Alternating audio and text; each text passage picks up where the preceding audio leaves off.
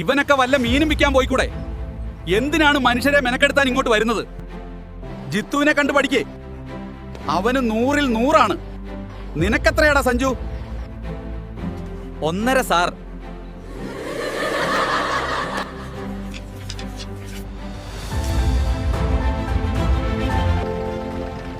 ഒന്നര മാർക്ക് വാങ്ങി ഉഴപ്പി നടക്കുമ്പോ ആലോചിക്കണമായിരുന്നു. ലോൺ എടുത്ത് കാറ് വാങ്ങാൻ വലിയ ബുദ്ധിമുട്ടൊന്നും ഇല്ലടി. പക്ഷേ മാസം മാസം ആര് ലോൺ എടുക്കും? ആര് വില കൂടിക്കൂടി വരുന്ന പെട്രോൾ അടിക്കും? ലോൺ പെട്ടെന്ന് കിട്ടുമല്ലോ, അല്ലേ സർ?